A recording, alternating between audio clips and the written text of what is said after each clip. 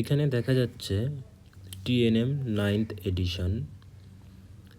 এটা খুবই প্রচলিত এবং popular for staging of non small cell lung carcinoma.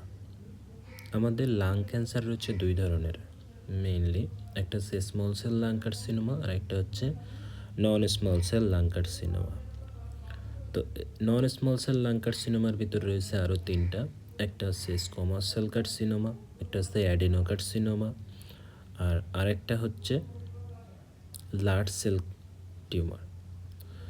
তো এই নন স্মল সেল লাং কার্সিনোমার জন্য আমরা টিএনএম ক্লাসিফিকেশনটা ইউজ করে থাকি। লেটেস্ট ক্লাসিফিকেশনটা হচ্ছে 9th এডিশনের, এটা 2025 সালে এসেছে।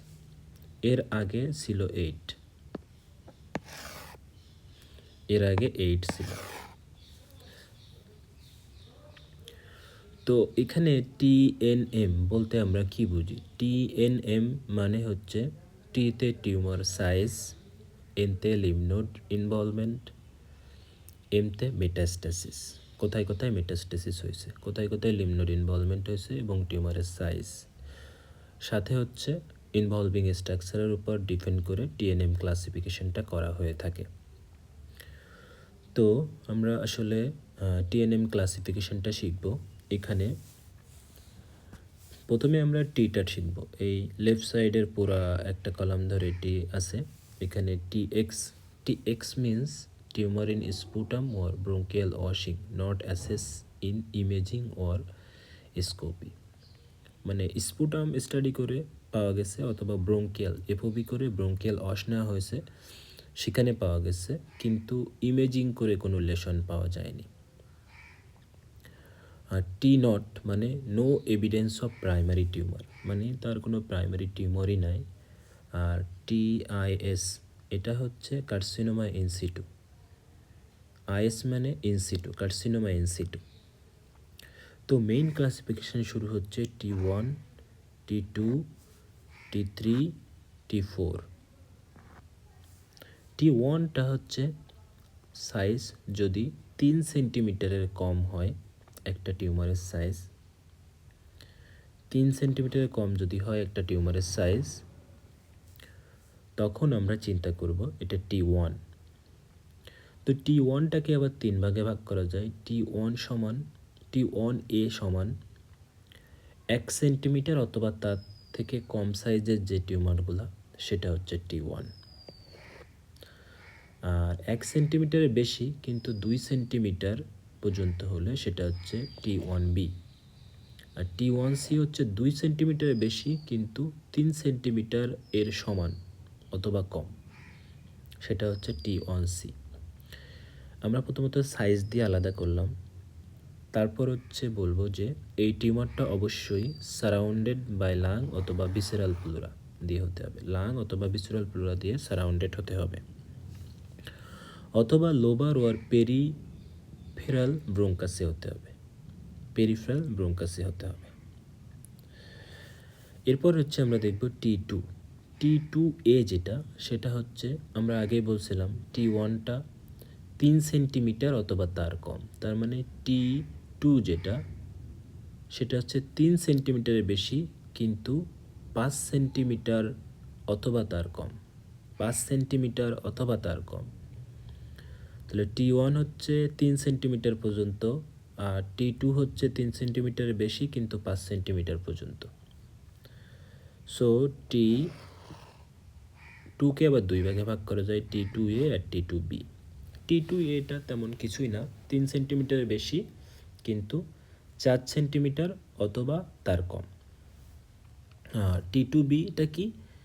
তাহলে 4 সেন্টিমিটার পর্যন্ত ছিল, তাহলে 4 সেন্টিমিটারের বেশি কিন্তু 5 সেন্টিমিটার অথবা তার কম, এটা হচ্ছে T2B।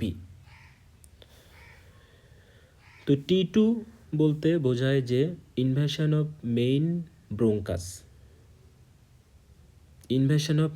ব্রঙ্কাস উইদাউট কারিনা, মানে কারিনাকে ইনভলভ করবে না, শুধুমাত্র মেইন ব্রঙ্কাসটা থাকবে, সেটা হচ্ছে T2। কারিনা ধরলে অন্য কিছু হয়ে যাবে। এবং অ্যাডজাসেন্ট যে লোব এগুলো হতে পারে। এখানে আরেকটা জিনিস যে অ্যাটেলেক্টাসি, যদি লাং কোলাপস থাকে তখনও কিন্তু T2, যদি লাং কোলাপস থাকে তখনও T2। এখন T3, তাহলে আমরা T2 পড়ছিলাম যে 3 সেন্টিমিটারের বেশি কিন্তু 5 সেন্টিমিটার পর্যন্ত অথবা তার কম। তাহলে আমাদের T3 কি হবে? 5 সেন্টিমিটারের বেশি কিন্তু 7 সেন্টিমিটার পর্যন্ত অথবা তার কম। এবং এখানে কিছু জিনিস ইনভলভমেন্ট থাকবে, এটাকে আমরা একটা নিউমোনিক দিয়ে মনে রাখতে পারি, সেটা হচ্ছে CP3AT, এটা দিয়ে মনে রাখতে পারি, CPAT দিয়ে মনে রাখতে পারি। সিতে কি? সিতে হচ্ছে আমাদের চেস্ট ওয়াল, ঠিক আছে? সিতে আমাদের কি? তাহলে চেস্ট ওয়াল। পিতে কি? Parietal pleura. পিতে কি? পেরিকার্ডিয়াম। পিতে কি? ফ্রেনিক নার্ভ, ঠিক আছে? এরপর এতে কি? অ্যাজাইগাস ভেইন। টিতে কি? থোরাসিক নার্ভ রুট T1 আর T2 অথবা স্টিলেট গ্যাংলিয়ন। এখানে একটা জিনিস মানে খুব গুরুত্বপূর্ণ, এখানে একটা সেপারেট নোডিউল থাকবে ইন সেম লোব। মানে একটা লোব যদি থাকে এরকম যদি একটা লোব থাকে, separate nodule in same lobe, এখানে একটা নোডিউল এখানে একটা নোডিউল থাকতে পারে কিন্তু সেম লোবে থাকতে হবে। যেমন আমাদের এরকম লাংস আছে না, রাইট লাংসের ক্ষেত্রে 3টা lobe, upper lobe, middle lobe, lower lobe. তো লোয়ার লোবে 2টা নোডিউল একই লোবে আছে, এটা হচ্ছে separate nodule in same lobe. এটাকে বলা হয় separate nodule in same lobe, এটাকে বলা হয় separate nodule in the same lobe. Okay, এখন বলছে T4টা কি? তাহলে আমরা আগে বলছিলাম 7 সেন্টিমিটার পর্যন্ত, তাহলে T4টা হবে 7 সেন্টিমিটারের বেশি। 7 সেন্টিমিটারের বেশি যত টিউমার আছে সেটাকে বলা হয় T4, ঠিক আছে? এখন T4-এর সাথে কিছু স্ট্রাকচার আছে। কি কি স্ট্রাকচার আমরা যদি চিন্তা করি তাহলে দেখব যে যদি আমাদের মেডিস্টিনাম যেটা আছে সেটা হতে পারে, আমাদের থাইমাস আছে সেটা হতে পারে, আমাদের ট্রাকিয়া আছে সেটা হতে পারে, সেটা হতে পারে, আমাদের কারিনা আছে সেটা হতে পারে, এটা কারিনা, এটা ট্রাকিয়া, এটা হতে পারে, আমাদের হার্ট আছে, হার্ট হতে পারে, এখান থেকে যে গ্রেড ভেসেলসগুলো বের হয় সেগুলো হতে পারে, এই ট্রাকিয়ার পিছনে যে এসোফেগাস আছে সেটা হতে পারে, তারপর হচ্ছে আমাদের যে ভেগাস নার্ভ যেটা নেমে আসে এটা হতে পারে, ভেগাস নার্ভের যে ব্রাঞ্চ লিকার অ্যান্ড লারিঞ্জিয়াল নার্ভ এটা হতে পারে, তারপরে হতে পারে হচ্ছে আপনার ব্রাকিয়াল প্লেক্সাসে যে রাইট হ্যান্ড লেফট হ্যান্ডে যে প্লেক্সাস চলে যায় এটা হতে পারে, তারপর হচ্ছে সিপারেট নোডিউল হতে পারে ডিফারেন্ট ইপসিলেটারাল লোবে। তার মানে এরকম যে আমাদের রাইট লাংয়ের হচ্ছে 3টা লোব, 3টা লোব, আপার মিডল লোয়ার। তো এখানে একটা নোডুল, এখানে একটা নোডুল, মানে একই লাংসের অন্য লোবে নোডুল হতে পারে, এটা হচ্ছে T4, ঠিক আছে? তাহলে আমরা আবার বলে ফেলি T4টা কি? T4 হচ্ছে যদি 7 সেন্টিমিটারের বড় কোনো টিউমারের সাইজ হয় তখন সেটা আমরা T4 চিন্তা করব। এটা কি কি স্ট্রাকচার ইনভলভ করতে পারে? এই যে ট্রাকে ইনভলভ করতে পারে, কারিনা ইনভলভ করতে পারে, এরপরে হার্ট আছে, হার্ট ইনভলভ করতে পারে, এখানে গ্রেড ভেসেলস আছে, গ্রেড ভেসেলস ইনভলভ করতে পারে, ট্রাকের পিছনে এসোফেগাস আছে, এসোফেগাস ইনভলভ করতে পারে, ঠিক আছে? এর সাইড দিয়ে যে নার্ভ চলে আসে, রিকারেন্ট ল্যারিঞ্জিয়াল নার্ভ হতে পারে, ভেগাস নার্ভ হতে পারে, ঠিক আছে? কিন্তু এখানে ফ্রেনিক নার্ভ কিন্তু নাই, ফ্রেনিক নার্ভ কিন্তু T3-তে। তারপর হচ্ছে নার্ভের ভিতর ব্রাকিয়াল প্লেক্সাস আছে, এটা হতে পারে, অথবা হচ্ছে সার্ভাইকাল যে নার্ভ রুট আছে সেগুলো হতে পারে। আর বোনসের ভিতরে যদি চিন্তা করি তাহলে ভার্টিব্রাল বডি হতে পারে, স্পাইন হতে পারে, স্পাইনাল ক্যানাল হতে পারে, ঠিক আছে? এগুলো হতে পারে। আর এর নিচে কী আছে? ডায়াফ্রাম হতে পারে। তাহলে এই স্ট্রাকচারগুলো হলে তখন আমরা সেটাকে T4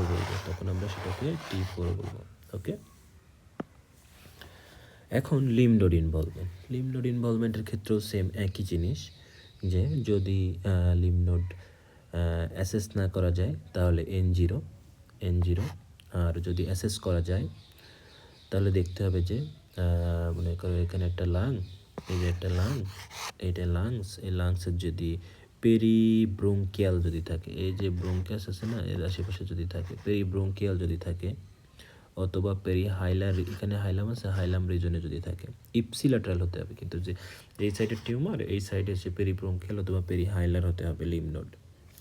তখন সেটাকে আমরা N1 বলবো।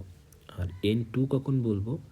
যখন এই লিম্ফ নোডটা ইপসিল্যাটারাল মেডিস্টিনাল বলতে এই যে হাইলারের উপরে যে লিম্ফ নোডগুলো আছে, যেমন সাবকারিনাল আছে, ঠিক আছে, তারপর হচ্ছে সাবকারিনাল আছে, এরপর লোয়ার প্যারাট্রাকিয়াল আছে, আপার প্যারাট্রাকিয়াল আছে, তারপর লোয়ার প্যারাট্রাকিয়াল আছে, আপার প্যারাট্রাকিয়াল আছে, প্রিভাস্কুলার আছে, ঠিক আছে, সাব অ্যাওর্টিক আছে, প্যারা অ্যাওর্টিক আছে, এই লিম্ফ নোডগুলো যদি হয় সেক্ষেত্রে, এবং এটা অবশ্যই ইপসিল্যাটারাল হতে হবে, সেম সাইডে হতে হবে, ঠিক আছে, তখন সেটাকে আমরা N2 বলবো, অথবা সাবকারিনাল, এগুলা হলে আমরা N2 বলবো। এখন N2কে 9 ক্লাসিফিকেশনে দুইটা ভাগে ভাগ করছে, এর আগে ছিল না, 9 ক্লাসিফিকেশনে দুইটা ভাগে ভাগ করছে।